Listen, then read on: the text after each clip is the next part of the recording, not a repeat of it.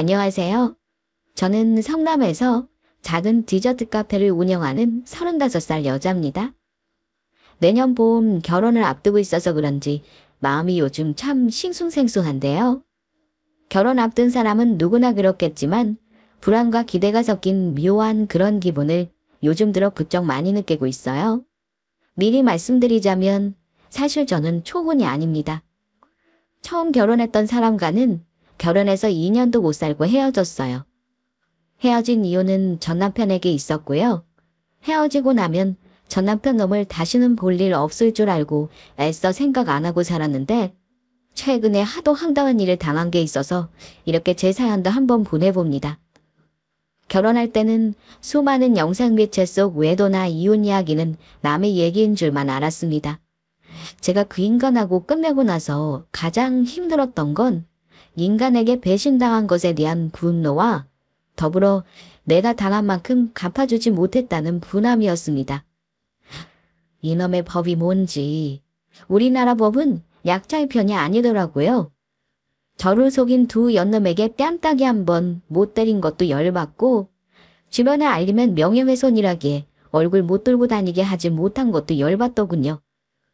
나는 가정이라는 울타리가 깨졌는데 바람 피운 두 연놈만 행복해도 되는 건지 너무너무 억울하고 슬픈 마음에 이혼하고 나서도 한동안 힘들기도 했고요. 최근에 온라인에서 핫했던 여러 가지 상간녀 복수 얘기들을 보면서 내 얘기도 한번 알려볼까 고민했지만 그때마다 든 생각은 그런다고 지금 달라지는 게 있을까 하는 것이었습니다. 그러다 이렇게 생각을 바꾸게 된 건 달라질 건 없더라도 등신 같은 남편이나 여우짓한 상간녀의 파렴치한 행동을 얘기할 길이 없을 거라는 이유 때문입니다. 이렇게 익명의 힘을 빌어 사연으로나마 제가 당한 일을 털어놓고 싶었어요. 저에게 바보같이 왜 그렇게 살았냐고 멍청한 여자를 욕하지는 마시고 이제 똑똑하게 잘 살고 있으니 위로 부탁드립니다. 오래되면서 와, 내가 벌써 이혼한 지 5년이 넘었구나. 나 참 열심히 잘 살았다 하는 그런 마음이 들었습니다. 저는 이혼 후 좋은 사람을 만났어요. 이제 내년이면 남편이 될 사람과 행복한 연애도 하고 있었고 결혼 준비로 한참 바쁜 시간을 보내고 있었습니다. 그런데 그 즈음 뜻하지 않은 사람으로부터 전화를 받게 되었는데요. 그건 다름 아닌 전 남편의 연락이었습니다. 이혼하고 전화번호도 바꿨는데 어째 알아낸 건지 제게 연락했더라고요. 게다가 멀쩡한 목소리가 아닌 술에 잔뜩 취한 채였고요. 지혜야, 너 잘 살고 있냐? 누구 번호인가 했더니 미쳤어? 술 처먹고 왜 전화해? 난 할 말 없으니 끊을게. 다신 이러지 마. 한마디만 듣고도 소름이 돋더군요. 전화를 끊으려는데 그 인간이 다급하게 이러는 겁니다.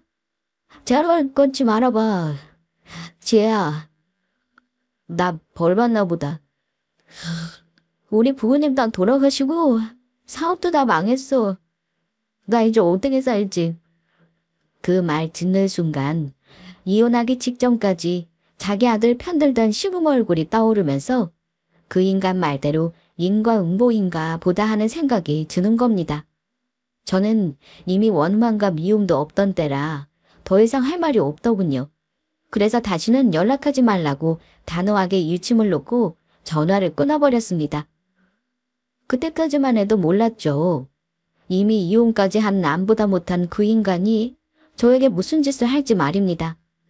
별일 아니라고 생각하고 넘어갔는데 결국은 얼마 후 일이 커지고 결국 지금 결혼을 약속한 예비 신랑이 나서서 해결하고 말았으니까요. 그 얘기하자면 어쩔 수 없이 전 남편 놈과의 결혼 생활부터 사연을 풀어놓아야 할 것 같네요. 그 인간은 연애 때는 전 재산을 바칠 것처럼 헌신하다가 결혼하자마자 다른 사람이 되어버린 사람이었습니다. 어느 날부터는 퇴근하자마자 컴퓨터 앞에 앉아 딴짓만 하고 저한테는 눈길 한 번 안 주기 시작하더군요. 게다가 제가 다니던 회사를 몸이 안 좋아 쉬게 되자 아예 살림하고 밥하는 여자로만 생각하는 듯 했습니다. 그리고 어느 순간부터 휴대폰을 손에서 놓지 않더라고요. 핸드폰 액정을 보며 환하게 웃는데 그 웃음이 낯설게 보일 정도였어요. 왜냐면 그렇게 환하게 우는 남자가 아니었거든요. 주말에는 혼자하는 외출도 잦아지고 한 번씩 늦게 들어오기도 하고 어떤 날은 외박까지 종종 했습니다. 의심스러웠지만 설마 했어요. 그러다가 나하고는 전혀 상관없을 줄 알았던 일이 일어난 건 결혼하고 채 1년도 지나지 않았을 때였습니다. 제 친정은 부산인데요. 어버이날을 앞두고 황금 연휴가 끼었을 때였던 것 같아요. 친정에 미리 다녀오고 싶었는데 웬일로 남편이 뭔가 신이 난 듯한 모습까지 보이며 적극적으로 밀어주더라고요. 쉬는 김에 친정 가서 며칠 따라와. 내가 기차표 끌어줄 테니까. 한번 내려가기 힘드니까 간 김에 친구들도 좀 만나고 오면 되겠다. 5일씩이나 당신 혼자 괜찮겠어? 밥은 어떡하려구라. 내가 해야. 알아서 챙겨 먹을게. 나 걱정 말고 쉬다가 와. 왜 그래 나를 친정에 못 보내서 안달이야? 혹시 나 없는 동안 신나게 친구 만나고 술 먹으려는 건 아니지?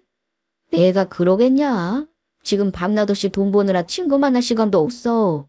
잘 알면서 왜 그래? 어버이날 사이가 못 가는 게 죄송해서 그러니까 당신이 잘 놀아드리고 와. 남편은 그 당시 핸드폰 대리점을 하고 있었는데요. 휴일에 더 바쁜 사람이라 쉬는 게 어려웠습니다. 그래서 친정에는 저 혼자 가야 했고요. 저는 한 채 의심 없이 남편이 오로지 저를 위해 친정에 보내주는 거라 생각했습니다. 남편 말대로 오래간만에 친정에 간 김에 친정엄마와 맛있는 거 잔뜩 해먹고 푹 쉬다가 집으로 왔죠. 그런데 말입니다. 여자의 촉이라는 게 참 무서운 게요. 집에 왔을 때 남편은 일하는 중이었고 아무도 없었는데도 뭔가 이상한 위화감이 느껴지더라고요. 그랬던 이유는 바로 냄새 때문이었습니다. 집에서 제가 쓰지 않는 여자 향수 냄새를 맡았거든요.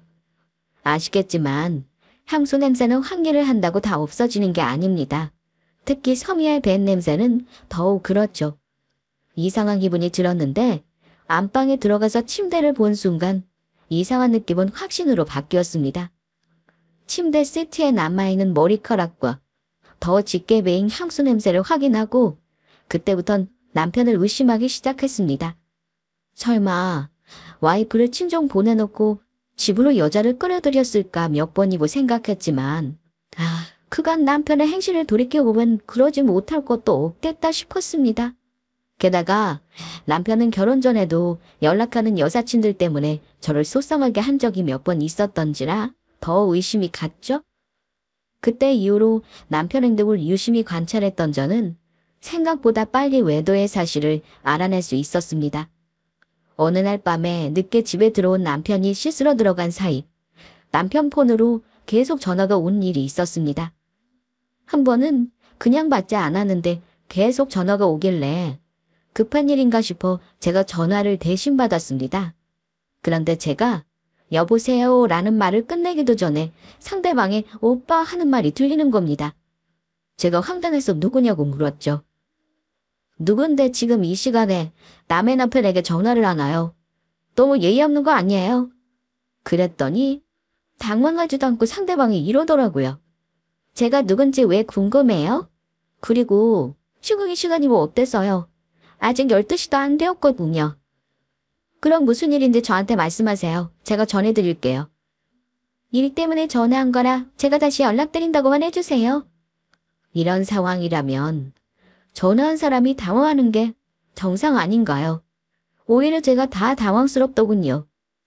제가 와이프인 줄 알면서도 아무렇지 않게 할 말 다 하고 끊는 거 보고 보통 여자애가 아니겠다 싶었습니다. 그래도 그때까지는 그 여자나 남편이 따로 만나는 여자일 거라고 확신하지 못했습니다. 하지만 씻고 나온 남편에게 말했더니 전화번호로 확인하고는 뭔가 석연치 않은 표정을 짓더군요. 그래서 그때부터 방금 그 여자와 남편과 사이에 뭔가 있구나 하고 확신했습니다. 하지만 저는 남편에게 겉으로는 아무것도 모르는 척 평소처럼 대했습니다. 누구길래 지금 이 시간에 전화하는 거야? 웬 여자던데 일 때문에 전화했대. 급한 거면 지금 전화해보지 그래? 아니야. 가게 아르바이트생인데 그 바 때문에 전화한 거 같아. 내일 출근해서 말해도 되니까 신경 쓰지 마. 남편은 얼버무리며 말했고 그냥 넘어가는 척 해줬습니다. 그날 저는 잠 한숨을 못 자고 인터넷을 뒤져가며 남편 외도 증거 잡아내는 법을 밤새 검색했고 얼마 뒤 남편이 자는 틈을 타 핸드폰을 뒤져봤습니다. 전화를 보고 문자를 뒤져봤는데 별다른 건 없더라고요. 그런데 아니나 다를까 처음 보는 메신저 어플에 웬 여자와 대화를 했더라고요. 내용을 거슬러 올라가니 둘이 여행은 물론 제가 친정에 간 사이 집에도 끌어들였던 게 맞았고요. 몸이 덜덜 떨릴 정도였어요. 너무 화가 나서 눈물이 줄줄 흐르는데 우는 소리에 남편이 깰까 싶어 화장실로 들어가 울면서도 내용을 끝까지 읽었습니다. 그 와중에 남편이 그 여자에게 글을 보낸 것 중 이 말이 내 가슴을 무너지게 만들었습니다. 내 와이프는 처음부터 사랑하지 않았어. 그냥 조건 맞춰 적당히 결혼한 거지. 하지만 넌 달라. 시간을 돌린다면 결혼은 사랑하는 너랑 했을 거야. 저는 다른 건 다 참아도 다른 여자를 마음에 품은 남자랑은 결혼 생활을 할 자신이 없었습니다. 전 한참을 화장실에 숨죽여 울다 상대 여자의 휴대폰 번호를 저장하고 뜬 눈으로 밤을 새우고 다음날 아무렇지 않게 남편을 출근시켰어요. 그리고 상간녀에게 전화해 물어봤죠. 물론 통화 내용은 녹음했고요. 김정훈 알죠? 그 남자 와이프 되는 사람인데요. 내 목소리 기억하죠? 하고 제가 먼저 물었더니 한참 있다가 대답하더라고요. 그런데 그 여자의 목소리가 새삼 너무 어리게 느껴지더라고요. 몇 살이냐 물었더니 24살이라더군요. 기가 막혔습니다. 10살도 더 차이 나는 어린 년이랑 뭐 하는 것인지. 우리 남편 어떻게 만난 거예요? 유부남인 건 몰랐어요? 하고 물었는데 알고 있었어요. 처음에 아르바이트 하려고 면접 볼 때부터 알고 있었고요. 같이 일하는데 너무 다정하고 잘해줘서 마음을 안 주려고 했는데 이렇게 돼버렸네요. 이렇게 당당히 대답하길래 하도 기가 막혀서 그랬습니다. 유부남인 거 알고 나서도 만났다는 거네요? 어떻게 그럴 수가 있어요? 옛날 같으면 간통죄로 고소당할 수 있다는 거 몰라요? 마음 다 잡아도 쉽지 않았어요. 사장님은 그쪽 사랑하지 않는데요. 저만 사랑한다 했다고요. 그냥 그쪽이 이혼해주면 모든 게 해결되는 거 아닌가요? 이혼해 주세요. 이렇게 된 건 저도 사과드릴게요. 하며 울먹거리더라고요. 주객이 전도된 상황이랄까요? 분노를 쏟아내며 울고 싶은 건 안돼 말이죠. 일단 남편 오면 얘기하겠다 하고 끊었어요. 그날 집에 들어온 남편은 얼굴이 굳어 있었습니다. 그 얼굴을 보아하니 그 여자랑 나랑 전화했던 걸 알았을 거라 생각했습니다. 그런데 그 인간이 다짜고짜 하는 말이 뭔 줄 아세요? 저보다 선수 쳐서 이혼하자 그러더군요. 당신이 원하는 대로 해줄게. 우리 그냥 이혼하자. 잘못은 네가 해놓고 감히 이혼하자는 말을 먼저 꺼내는 거야. 내가 너한테 날개 달아줄 일 있냐? 순순히 이혼해주게. 이렇게 사는 게 무슨 의미가 있어? 당신 내가 다른 여자 만나는 거 다 알면서 참고 산다고. 말도 안 되는 소리 하지 마라. 위자료 내놔. 그럼 당신 말대로 이혼해줄게. 나 사업 자금하느라 돈 없는 거 뻔냐 알면서 그런 말을 하냐? 내 통장 지금 닦아서 보여줄까? 시골에 있는 땅이라도 줘? 그거라도 주면 이혼해줄래? 남편은 제게 위자료 줄 돈이 없다며 20년 전 자기 부모님에게 증여받은 땅이라도 받으려면 받으라고 했습니다. 맹지나 다름없고 20년간 가격이 3천만 원도 안 되는 가격 그대로인 지방의 땅을 말입니다. 살 사람도 없어 팔지도 못하는 땅을 준다니. 그냥 그거나 먹고 떨어지라는 소리였죠. 어이가 없었지만 생각해보니 솔직히 남편 말이 맞죠. 저는 바람 피운 남자랑 살 자신 없었습니다. 그런데 억울하고 너무 분했어요. 아쉬울 것 하나 없다는 듯 이혼하자고 하는 모습에 그냥 순순히 끝내주고 싶지 않았습니다. 그래서 변호사 찾아가 이혼 소송이며 상간녀 소송이며 알아보는데 그때 한 번 더 절망감을 느낀 것이 우리나라는 외도한 배우자에게 법이 관대하더라고요. 그리고 제 발목을 잡았던 것이 돈 문제였습니다. 이혼 소송에 대해 알아보니 복수에는 돈이 많이 들어가게 되더라고요. 변호사 말로는 소송에도 원하는 금액을 정확히 받지 못할 수 있다고 했습니다. 변호사비는 많이 써야 했고요. 물론 승소하면 소송 비용을 받아낼 수 있다지만 시간과 비용이 너무 부담스러웠습니다. 그때 저는 직장도 다니지 않은 상태였고 결혼하면서 모아놓은 돈을 다 써버려 수중에 겨우 비상금 1,000만 원 남짓 갖고 있던 재산 전부였습니다. 저는 복수라는 게 피해자인 저까지 미쳐버리게 할 수 있다는 것을 느꼈습니다. 남편 놈 바람 피운 거 알고 나서부터 제대로 잔 날이 없을 정도로 스트레스를 받았던 저는 문득 이런 생각이 들었습니다. 이렇게 분노하고 악을 써봤자 내 삶을 갉아먹을 뿐이라는 생각이요. 그 둘에게 복수하고 이혼한다고 해서 내 삶이 얼마나 더 나아지겠나 하는 생각도 들었고요. 차라리 그럴 시간에 나에게 투자하고 내 삶을 업그레이드 시킬 방법을 찾는 게 낫겠다 싶었습니다. 이러한 생각들 끝에 저는 그냥 분노를 놔줬습니다. 정말 저 자신을 위한다면 제가 보란듯이 행복해져야겠다 생각했습니다.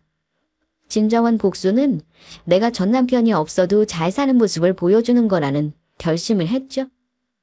모든 사랑에는 유효기간이 있는 법이잖아요. 남편 놈이 지금은 사랑한다는 상간녀와도 시간이 지나 나와 별반 다를 바 없다는 걸 깨닫고 함께한 시간을 조금이라도 그리워하면 그게 정말 큰 복수라는 생각이 들더군요. 그래서 저는 이혼 소송은 포기하고 상간녀 소송만 하기로 했습니다. 비상금의 절반이 날아갔지만 그거라도 안 하면 제 속이 다 타버릴 것 같아서요.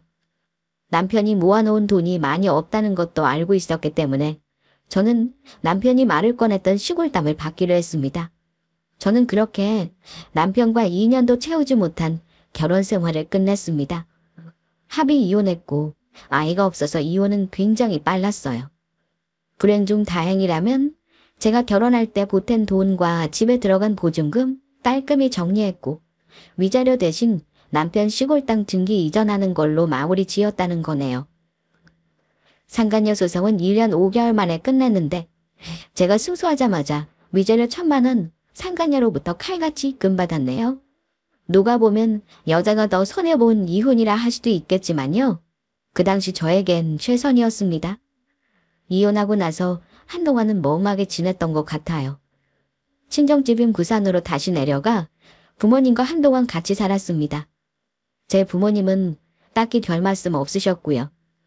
괜찮냐고만 물어보셨는데 어느 날 친정엄마가 밤에 누워있는 제 옆에서 말없이 흐느껴 쉬는 거 보고 제가 참 부모님 가슴에 대못을 박았구나 싶었습니다. 그 후 1년은 참 힘들었던 것 같아요. 한 번씩 화도 나고 울기도 울었는데 그래도 시간이 무서운 게 힘든 게 조금씩 잊히더라고요. 그때부터 취업 준비를 다시 했는데 30이 넘어가니 제 취업이 쉽지 않았습니다. 잡념을 없애기 위해 제과제빵을 배우기 시작했는데요. 큰 기대 없이 시작한 일이 저랑 잘 맞는 일이다 싶었고 지금은 저를 먹여 살려주는 일이 되었네요. 참 사람 일이란 게 한치 앞을 모르긴 합니다. 이혼하고 나서 2년 동안은 다른 거 생각 안 하고 저만 생각하며 지냈습니다. 남자 만날 생각은 아예 없었고요. 그리고 친정 부모님 도움으로 기존에 세놨던 상가에서 제 가게를 오픈하면서 내 인생에도 봄날이 있나 보다 하는 날들이 이어지기 시작했습니다. 제가 상처를 훌훌 털어내고 마음을 여니 그때부터는 다른 것도 조금씩 눈에 들어오기 시작하더군요. 저를 많이 사랑해주는 예비신랑을 만난 것도 그 무렵이었습니다. 그 사람은 저와 같은 건물에서 식당을 운영하는 사장님이었는데요. 가게가 붙어있다 보니 식당에서 식사한 분들이 후식으로 저희 가게에 오는 일이 꽤나 많더라고요. 먼저 제게 다가온 건 그분이었는데요. 어느 날 그 사람이 덩치에 걸맞지 않게 소심한 목소리로 제게 조심스레 묻더라고요. 혹시 우리 식당 식사하신 분들 여기 오면 할인해서 커피 드실 수 있게 이벤트 같은 거 연계해서 해보실 생각 없나요? 저희 가게도 좋고 사장님 가게도 더 손님이 많아질 것 같은데 어떠세요? 이런 제안을 거절할 이유가 없죠. 저는 그 사람이 제게 관심을 두고 있다는 건 전혀 모르고 그 제안을 받아들였는데요. 어느 날 제게 묻더라고요. 저, 실례가 안 된다면 한 가지 묻고 싶은데요. 혹시 결혼하셨나요? 아니면 만나는 사람 있으세요? 쑥스러운 듯 묻는데 그때 이 사람이 나한테 관심이 있구나 하고 눈치챘습니다. 남자 만나는 게 못할 일은 아니지만 그래도 제가 한번 갔다 온 사람이잖아요. 솔직히 말하지 않고 누군가를 만나고 싶지는 않더라고요. 그래서 만나는 사람 있냐는 말에 솔직히 대답했습니다. 아니요. 지금 만나는 사람은 없어요. 그런데 결혼은 해봤네요. 한번 갔다 온 여자예요, 저. 네, 지금은 혼자지만요. 머쓱하게 웃는 제게 그분은 조금 놀란 표정을 보이더라고요. 네. 그럼 일단 지금은 싱글이 확실하다는 거네요. 그러길래 제가 조용히 대답했습니다. 네, 지금은 그렇죠. 알겠습니다. 그거면 됐네요. 그 사람은 그 말만 하고는 웃으면서 돌아서더라고요. 그런데 그 이후 그 사람은 적극적으로 제게 관심을 표현하기 시작했습니다. 매일 가게로 점심시간마다 음식을 해날랐고요. 밤늦게 마감할 때는 꼭 제가 문 닫는 거 확인하고 문 단속도 도와줬고요. 누가 봐도 그린라이트가 켜진 게 확실한데 제가 어영부영하는 태도를 보이면 안 되겠다는 생각이 들었습니다. 그런데 분명한 건요. 저도 제게 관심 보이는 그 사람이 싫지 않았습니다. 그분은 전 남편과 달리 훤칠한 키에 단단해 보이는 덩치라 일단 매력적인 사람이었습니다. 거기에다 알만 알수록 친데레인 남자였죠. 원래 부산 남자들 무뚝뚝하고 표현 안 한다잖아요. 그런데 그 사람은 저한테 자기 마음을 숨김없이 다 표현하는 사람이라 좋았습니다. 조심스레 만남을 시작했지만 제가 결혼에 부정적이라는 걸 어느 정도 눈치채고 있어서 저를 채근하지 않고 기다려줬습니다. 그렇게 2년이 넘게 연애를 했는데요. 저는 연애 경험이 별로 없는 사람인데도 불구하고 성숙한 어른의 연애라는 게 이런 거구나 하고 알 만큼 서로 존중하고 배려하는 만남을 가졌습니다. 저는 힘든 기억은 거의 잊고 제 삶에 만족하기 시작했어요. 그리고 이혼하고 나서 어느덧 5년이라는 시간이 훌쩍 지나가 버린 어느 날이었습니다. 행복했던 저의 일상을 깨트린 사건이 일어났는데요. 다름 아닌 전 남편의 연락이었습니다. 처음 낯선 번호로 연락을 받고 나서는 그 인간에게 다시는 연락하지 말라고 하고 끊어버렸습니다. 출처먹고 주정부리나 생각했는데 그 뒤에도 끈질기게 연락을 하는 겁니다. 아무래도 안 되겠다 싶어 전화를 받긴 했는데 이러더라고요. 지효야, 난데 혹시 시간 괜찮으면 얼굴 한번 볼 수 있어? 내가 당신하고 얼굴 볼 일이 뭐가 있어? 한 번만 더 전화하면 그때는 나도 가만 안 있을 줄 알아. 이제 와서 무슨 할 말이 있다는 건지 어처구니 없을 뿐이었습니다. 그 후 전화번호를 차단해버리고 신경을 꺼버렸고요. 며칠 후 오전에 가게에 나가보려고 친정집을 나서는데 기절할 뻔한 일이 생겼습니다. 글쎄 겁도 없이 전 남편이라는 인간이 친정집 앞에서 저를 기다리고 있었던 겁니다. 깜짝 놀란 저는 무슨 짓이냐고 화를 냈고 계속 이러면 신고해버리겠다고 울음장을 놓았습니다. 그 인간이 그러더군요. 네가 연락을 계속 안 받으니까 어쩔 수 없이 찾아온 거야. 정말 미안하다. 딱 10분만 시간 내줘. 정말 조용히 할 말만 하고 갈게. 그럼 얼른 할 말만 하고 돌아가. 일단 여기 말고 다른 데로 자리를 좀 옮기자. 대체 무슨 말을 하고 싶은 건지 드러나 보기나 하자 싶어 근처 카페로 갔습니다. 5년 만에 본 그 인간의 행색을 찬찬히 살펴보니 뭐 그 인간도 좀 변했더라고요. 원래 마르긴 했는데 더 말라 보이는 게 나랑 살 때는 저 정도는 아니었지 싶었고요. 그런데 둘이 마주보고 있는 그 광경이 스스로 생각해도 너무 어이가 없더라고요. 내가 왜 여기 전 남편 놈이랑 앉아있나 싶어 그냥 일어날까 하는데 그 인간이 대뜸 이러는 겁니다. 그땐 눈에 뭐가 씌었는지 몰랐는데 이제 알 것 같아. 무슨 대단한 깨달음을 얻은 듯 비장한 표정으로 말하길래 저도 물어봤습니다. 대체 뭘 알겠다는 거야? 당신과의 결혼 생활이 얼마나 행복했던 건지 헤어지고 나니까 알겠더라. 거기까지 듣고 있자니 이 인간이 무슨 말을 하려는지 슬슬 예상이 되더라고요. 이제 와서 이혼이 후회되니 어쩌니 그런 말을 할 것이 뻔히 보였던 저는 이 악연을 확연히 끝내려면 지금 남자친구의 힘을 빌려야겠다고 결심했습니다. 그래서 바로 예비신랑에게 데리러 와달라고 문자를 보냈습니다.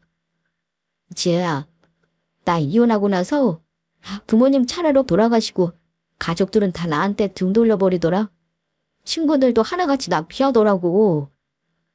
지금 와서 그런 말이 무슨 소용이야. 다 당신이 자초한 거잖아. 바람 피운 그년이라 보란듯이 잘 살지 그랬어? 걔랑은 1년 살고 헤어졌어.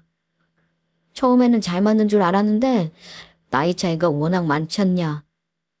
걔가 나랑 결혼한 것도 알고 보니 나 돈 많은 줄 알고 접근한 거더라. 진짜 나쁜 년이야. 나도 걔한테 사기당한 거라니까. 듣자니 그 동네 불륜 커플이라고 소문이 나는 바람에 남편 사업까지 접게 되었다고 하더군요. 그러고 나서 돈이 쪼들렸나 본데 그 어린 년이 생각 없이 돈을 써대는 바람에 빚까지 생겼다고 하더라고요. 그나마 가지고 있던 전세 보증금도 그냥과 헤어지면서 절반 넘게 내줬다는데 참, 그 얘기 듣고 있으니 기가 차더라고요. 그래서 물었어요. 그런 얘기를 왜 나한테 하소연하는 거야? 우리는 이제 남남이고 나는 당신한테 이런 말을 듣고 있어야 이유가 없어. 헤이, 그래서 말인데 지혜야. 우리 다시 합치자. 내가 진짜 잘할 테니까 나 용서해줘. 우린 다시 시작하면 더 잘할 수 있을 거야. 나 정말 너 없이는 못 살 것 같아. 미쳤냐. 나를 얼마나 우습게 알면 그런 말을 할 수가 있어. 그 인간은 결국 제가 듣고 싶지 않던 말을 하더군요. 저는 너무 화가 나 그 자리에서 나가려 했습니다. 그런데 그 순간 전 남편대로 검은 그림자가 드리워졌습니다. 지금 이게 무슨 상황이지? 뭐라고? 누가 누구랑 다시 시작하고 싶다고? 그 그림자의 정체는 바로 제 문자를 받고 불이 나게 달려온 저의 현 남자친구이자 예비신랑이었습니다. 어리둥절한 얼굴로 뒤를 올려다보던 전 남편 놈이 이러더군요. 누군데 남의 일을 참견이야? 대금 볼 일이라 보고 가시구라? 그 말을 들은 예비 남편이 그 인간의 멱살을 잡고는 카페 밖으로 거의 들다시피 하며 끌고 나갔습니다. 덩치 차이 때문에 전 남편 놈은 질질 끌려나가더군요. 예비신랑은 사실 유도 전공한 차대 출신이었거든요. 덩치 차이도 그렇지만 어지간한 남자 아니고서는 그 힘을 이길 수가 없었을 겁니다. 야, 너 지금 뭐야? 너는 내 이런 행태를 부려? 당장 안 나? 경찰 부르기 전에 당장 나? 나달라고? 알았어. 지금 놔둘 테니 눈 감아라. 예비신랑은 소리 지르며 버둥거리는 그 인간을 카페 문 밖에서 인도 쪽으로 번쩍 들어 던져버렸습니다. 거의 허리가 반으로 접히는데 저러다 병신 되겠다 싶었습니다. 전 남편은 우당탕 소리와 함께 힘도 못 쓰고 바닥으로 고꾸라졌고 울상을 지으며 신음소리를 내더군요. 아이고, 당신 뭔데 엄한 사람한테 폭력을 써? 내가 이대로 넘어갈 줄 알아? 상해죄로 고소해버릴 거야. 그래, 고소해봐 어디. 나도 당신을 내가 결혼할 여자 스토킹한다고 신고해버릴 테니까. 뭐, 결혼? 지혜야, 너 남자 만나냐? 내가 남자를 만나는 말든 상관없는 거 아냐. 너가 미쳤다고 너 같은 인간 무서워서 결혼도 포기하고 사니? 전 남편은 허리가 아픈지 자리에서 일어나지도 않은 채 세상 황당하다는 듯한 표정을 짓고 있었습니다. 예비신랑은 너 다시 찾아와서 지혜씨 괴롭히면 나한테 반 죽을 줄 알아. 알겠어? 오늘은 이 정도지만 다음에는 아주 다리를 부러뜨려 버릴 테니까. 지혜씨, 더 말할 것도 없어요. 얼른 차 타요. 가게에 내려다 줄 테니까. 저는 예비신랑이 끌고 온 차에 올라탔고 그 인간은 벤치에 올라타는 저를 쳐다보더군요. 남편이 말없이 예비신랑 차에 타는 저를 바라보는 게 어찌나 통쾌하던지. 똥자 같은 남편 때려눕히고 벤츠 예비신랑 차를 타는 순간 저는 5년 전 남편이 절 배신한 것에 대한 복수를 다 한 것만 같은 기분이 들었습니다. 그때 차에 오르는 제 뒤통수에 대고 전 남편이 소리를 지르더라고요. 내가 이대로 넘어간 것 같아. 소송을 해서라도 내가 도로 찾아온다. 저건 또 무슨 개소리인지. 뭘 찾아간다는 건지 어이가 없더군요. 지혜씨, 저 인간 전 남편 맞죠? 갑자기 왜 찾아온 거예요? 혹시 그동안 연락 온 적 있었어요? 예비 남편이 묻길래 곰곰이 생각해봤는데 아무래도 저 인간이 갑자기 찾아와 합치자고 하는 게 이상했습니다. 도로 찾아갈까라는 말의 뜻이 뭘까 하고 생각해보니 문득 5년 전 제게 떠넘기듯 줬던 시가 2천 몇백짜리 땅이 생각나는 겁니다. 그때 아차 싶었습니다. 저는 그거 등기만 가지고 있었지 그동안 아예 기억도 못하고 살았거든요. 서울씨, 제가 짚히는 게 있어요. 아닐 수도 있지만 제가 이혼할 때 그 인간한테 위조료 대신 땅을 받은 게 있었거든요. 그때는 가치가 없어서 재산세만 나한테 떠넘긴다 싶었는데 그거 한번 확인해 봐야겠어요. 저 인간이 분명 제가 좋아서 합치자고 할 인간은 아니거든요. 저는 부랴부랴 그날 일을 마치고 땅 등기 문서를 확인해 보았습니다. 그리고 인터넷으로 공시지가를 검색해 보니 5년간 무려 그 땅이 30배가 오른 겁니다. 남편이 물러받고 20년 동안 가격이 안 변하던 땅인데 5년 만에 30배나 오른 건 그 주변이 개발 호재가 있어서였습니다. 내 인생에 한 번도 도움 안 되던 인간한테 받은 땅이 이런 식으로 저에게 행운을 가져다 줄지는 몰랐습니다. 저는 믿기지 않아서 부동산에도 따로 알아보고 인터넷으로도 알아봤는데 확실하더라고요. 그제야 전 남편이 저를 찾아온 이유를 알겠더군요. 교활한 그 인간은 여자 때문에 있는 돈 다 털어먹고 아마 그 땅을 알아봤겠다 싶었습니다. 그러다 나한테 준 거 땅을 치고 후회했겠죠.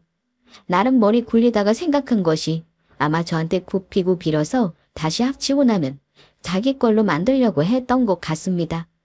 예비 남편은 자초지종을 듣고는 분노했습니다.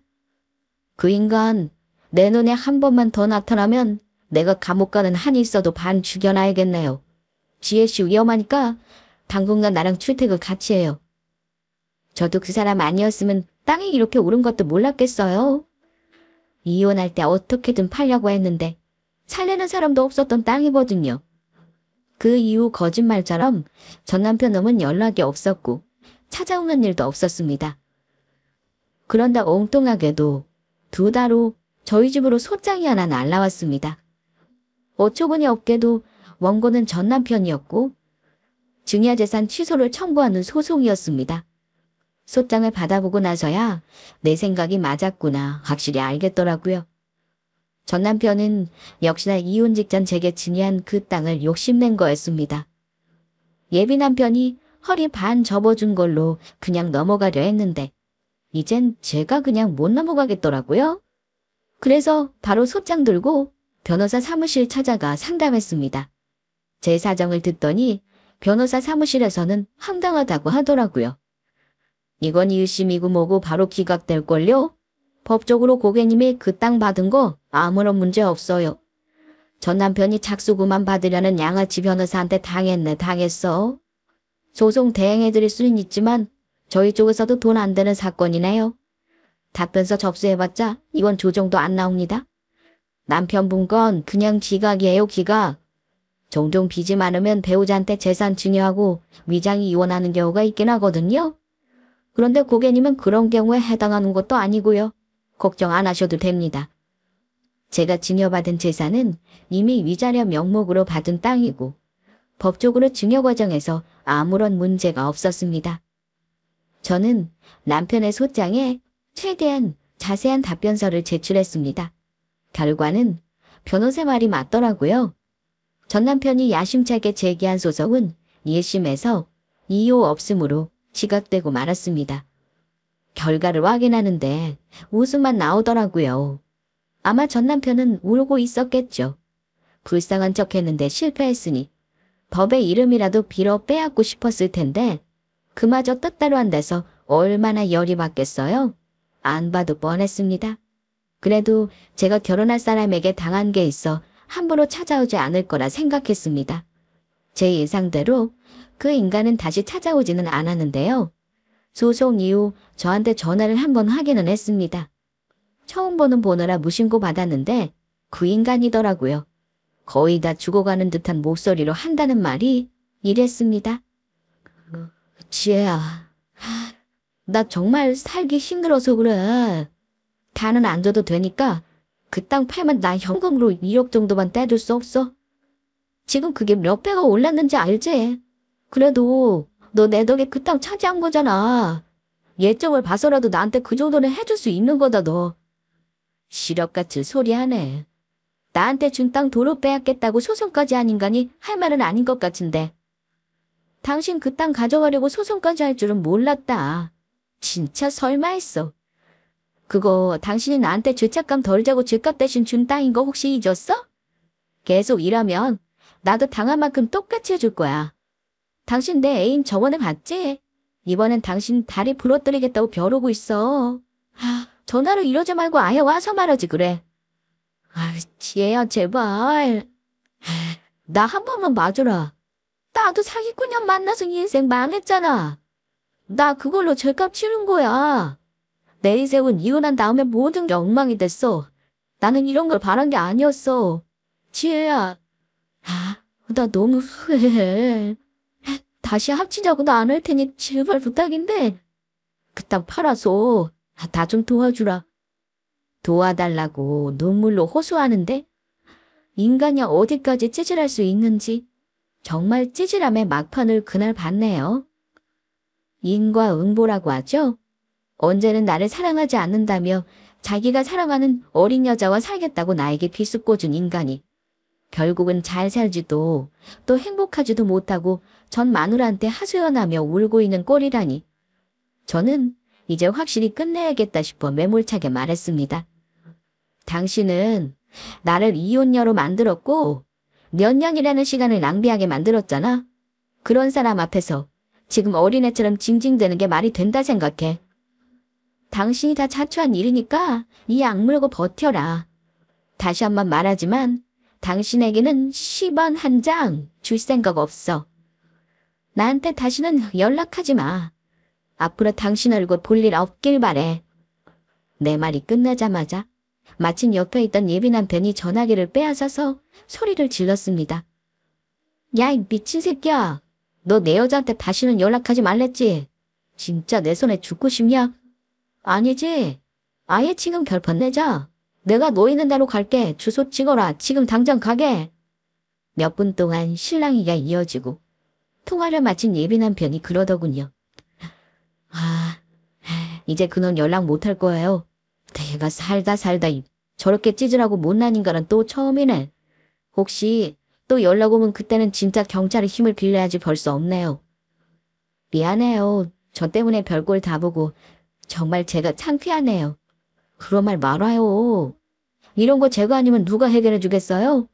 이제 그런 인간은 잊어버리고 우리 행복하게 살 앞날만 걱정하자고요. 자기 일처럼 씩씩대며 저의 일을 해결해주는 그 사람이 참 멋있어 보였습니다. 그리고 고마웠어요. 솔직히 좋아하는 여자 전 남편이 찾아와 저런 행태 부리고 못 볼 꼴 다 봤는데 불쾌하지 않을 남자가 어딨겠어요? 하지만 그 사람은 자기 질투나 불쾌함보다 저를 먼저 생각해주는 사람이었습니다. 이런 사람이라면 제 인생을 다시 한번 맡겨봐도 괜찮겠다 싶었습니다. 그래서 결국은 이렇게 좋은 사람과 결혼을 앞두게 되었고요. 솔직히 말하면요. 언젠가 한 번쯤은 후회로 물든 전 남편 놈의 얼굴을 보고 싶긴 했습니다. 이런 일로 보게 될 줄은 정말 몰랐지만 이혼하고 나서 난 힘든데 전 남편과 상간녀의 행복한 모습 따윈 정말 보고 싶지 않았거든요. 그런데 막상 그 모습을 보니 통쾌하면서도 씁쓸하더군요. 조강지 쪄버리면 벌 받는다는 옛말이 정말 맞기는 한가 봅니다. 아무튼 다시는 얼굴을 볼 일도 소식을 들을 일도 없었으면 좋겠다 싶었습니다. 그리고 저는 내년 봄 결혼 준비 열심히 하고 있어요. 전 남편에게 받은 땅은 팔아버렸습니다. 부모님 일부 드리고 아직은 현금으로 두둑하게 갖고 있어요. 저보다 5살이 많은 예비 남편은 이미 집도 있고 차도 있고 능력 있는 사람이라 처음 결혼할 때처럼 제가 신경 써서 준비할 것도 없네요. 예비 시부모님 뵐 때 저 싫어하실까봐 걱정 많이 했는데 그런 걱정은 기우였습니다.